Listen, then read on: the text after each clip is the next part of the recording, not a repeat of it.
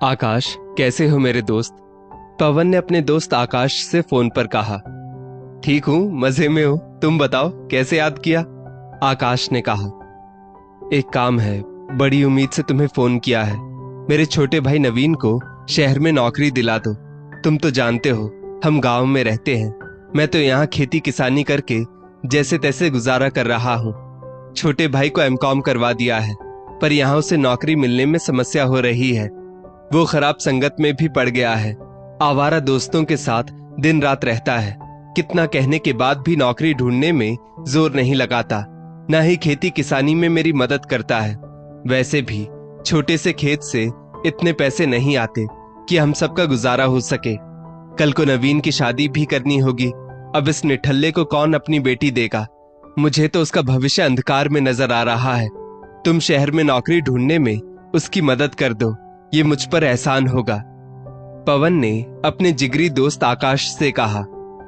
हाँ हाँ, क्यों नहीं, बताओ मैं तुम्हारी कैसे मदद कर सकता हूँ? आकाश ने पूछा। जब तक नवीन को शहर में जॉब नहीं मिल जाती, तुम उसे अपने घर पर रहने की जगह दे देना। उसे शहर का माहौल व रहन सहन समझने में आसानी होगी। साथ ही भाभी के हाथ का घर का खाना भी मिल जाएगा।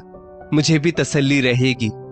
पवन ने कहा, ठीक है, अपने भाई को शहर भेज देना, मैं उसके लिए नौकरी की व्यवस्था करता हूँ। आकाश ने कहा। निधि, मेरे गांव वाले दोस्त पवन का भाई नवीन कुछ दिनों के लिए हमारे साथ रहने आने वाला है, नौकरी के सिलसिले में। तुम्हें कोई ऐतराज तो नहीं?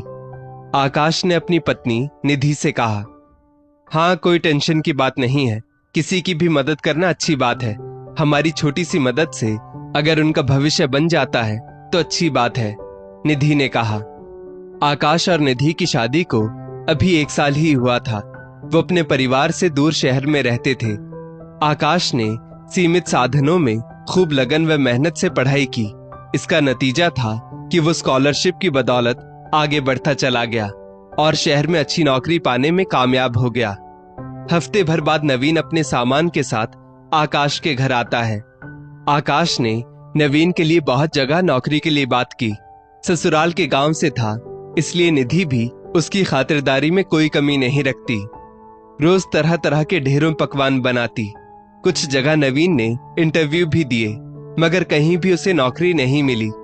1 महीना हो चुका था नवीन को आकाश के घर आए। नवीन तो अब आकाश और निधि के अच्छे बर्ताव का गलत फायदा उठा रहा था। पूरे घर का मालिक बन बैठा था। हर 1 घंटे पर कोई ऑर्डर या डिमांड आती। भाभी, आज पनीर बनाना। भाभी, आज नॉनवेज बनाना। भाभी, आज रात बिरयानी बनाइएगा। आकाश भैया, आज शनिवार है, कहीं बाहर खाना खाने चले? नवीन आकाश से मीठा मीठा बोलकर महंगे ब्रांडेड कपड़ों की डिमांड भी करने लगा। अब तो नवीन का नौकरी ढूंढने में इंटरेस्ट कम होता जा रहा था। दिन भर टीवी देखता और सोता। शाम को शहर घूमने निकल जाता। किसी काम में कोई मदद नहीं करता। अब उसे शहर की दुनिया भाने लगी थी। वो गांव वापस नहीं जाना चाहता था, ना ही अपनी काबिलियत को बढ़ाना चाहता था। निधि भी थक चुकी थी मेहमान की खातिरदारी करते करते। नवीन भैया, ऐसा कीजिए, आप ये सामान पास की दुकान से ला दीजिए, पैसे मैं दे देती हूँ। एक दिन निधि ने नवीन से कहा। भाभी, मैं एक इंटरव्यू की तैयारी कर रहा हूँ, नवीन ने टकासा जवाब दिया, जबकि निधि अच्छे से जानती थी नवीन मोबाइल पर गेम खेल रहा था। एक दिन नवीन के भाई पवन का फोन आता है। अरे यार आकाश, नवीन के लिए नौकरी की व्यवस्था अब तक नहीं हुई क्या? अरे पवन, नवीन खुद से कोई कोशिश ही नहीं कर रहा, ना ही उसके चेहरे से नौकरी ना मिलने का अफसोस दिखता है। दिन भर टीवी देखता है, शाम को घूमने निकल जाता है। आकाश ने इतना कहकर फोन नवीन को दे दिया। क्यों, क्या कह रहा है आकाश? तुम नौकरी ढूंढने में सीरियस नहीं हो नवीन? पवन ने जोर से पूछा। भैया, मैं तो पूरी तैयारी से इंटरव्यू देता हूँ, पर मेरी अंग्रेजी जरा कमजोर है ना। हिंदी मीडियम से पढ़ा हूँ। यहाँ नौकरी तो आसानी से मिल जाती है, पर अंग्रेजी का ज्ञान जरूरी है। मुझे 3-4 महीने का स्पोकन इंग्लिश का कोर्स करवा दीजिए, आराम से नौकरी मिल जाएगी। आप मेरे अकाउंट में पैसे भिजवा दीजिएगा, नवीन ने कहा। पवन ने पैसे भेज दिए। आकाश ने नवीन का एडमिशन स्पोकन इंग्लिश क्लास में करवा दिया। नवीन घर पर अंग्रेजी की कोई प्रैक्टिस नहीं करता।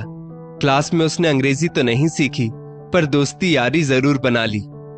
भाभी, ये मेरे कुछ दोस्त हैं, आप इनके लिए कुछ अच्छा सा बना दीजिए, हम कमरे में हैं। नवीन ने अपने दोस्तों को घर बुलाकर निधि से कहा। अब तो हर 2-3 दिन में ऐसा होने लगा। आकाश के घर के मकान मालिक, जो घर के नीचे के हिस्से में रहा करते थे, उन्हें इस तरह से लड़कों का बार बार आना पसंद नहीं था।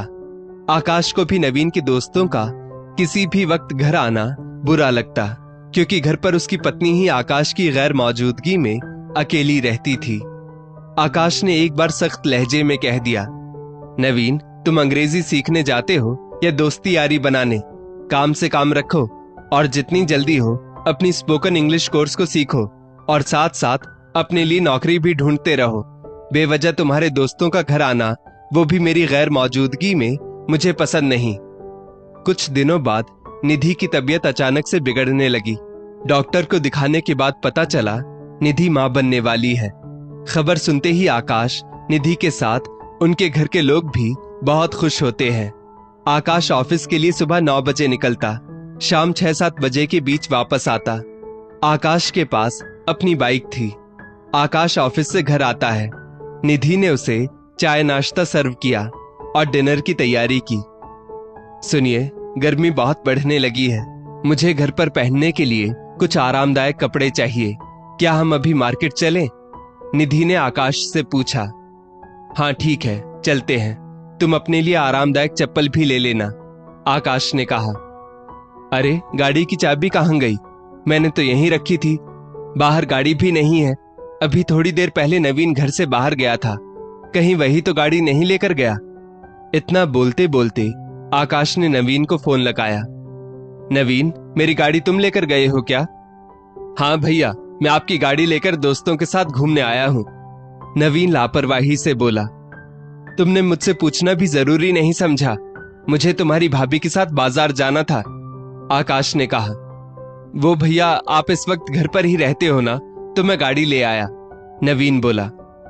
अब अक्सर नवीन आकाश की बाइक लेकर घंटों अपने दोस्तों के साथ घूमने जाने लगा। पानी सिर के ऊपर जा चुका था, बचपन की दोस्ती टूट ना जाए इस लिहाज से आकाश अब तक चुप था। मेहमान बनकर आया शख्स अब बोझ हो गया था।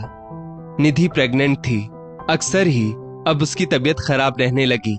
उसने मायके जाने का फैसला लिया। नवीन को आए पूरे 5 महीने हो चुके थे। ना चाहते हुए भी आकाश को निधि को मायके भेजना पड़ा। निधि ने घर में उसके पति और नवीन के लिए खाना बनाने वाली का इंतजाम कर दिया था।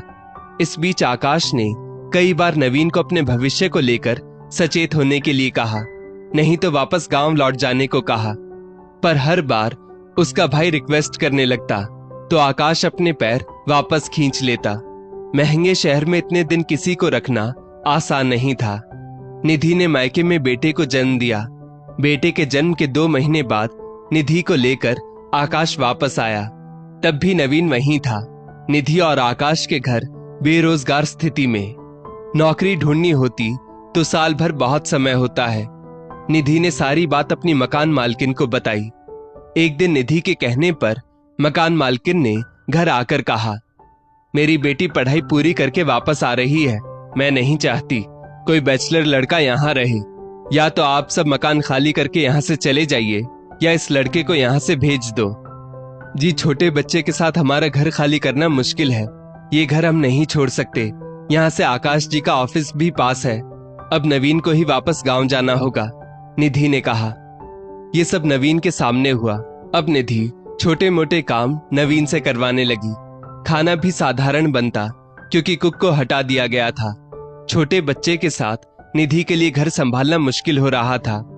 कुल मिलाकर सब नवीन को ये एहसास दिला रहे थे कि मेहमान थोड़े दिन रहता है, ना कि साल 2 साल। नवीन की नियत ही नहीं थी मेहनत करने की। आखिरकार जाने वाला दिन आया और वो चला गया। उसके बाद आकाश साफ तौर पर गांव से आने वाले लोगों से कह देता, कुछ दिन रुककर अपना इलाज या नौकरी का काम कर सकते हैं, लेकिन इससे ज्यादा समय लगता हो तो कोई दूसरा बंदोबस्त कर ले। दोस्तों, किसी की मदद करना अच्छी बात है, लेकिन हिसाब से मदद कीजिए ताकि हमारा नुकसान ना हो। सरलता को लोग आपकी कमजोरी समझ बैठते हैं। सीधे इंसान का कभी गलत फायदा ना उठाएं। इस स्टोरी को लेकर आपकी क्या राय है नीचे कमेंट करके जरूर बताइएगा।